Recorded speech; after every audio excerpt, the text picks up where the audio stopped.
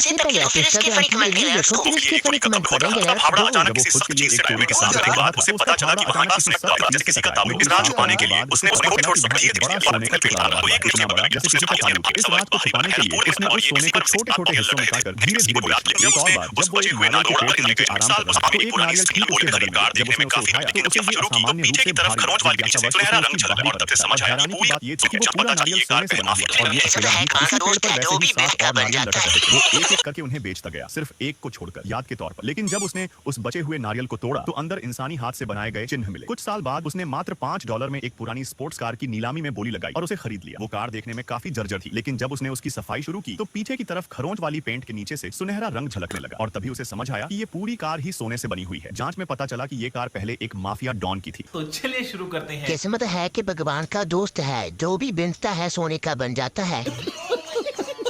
लोग का सब्सक्राइब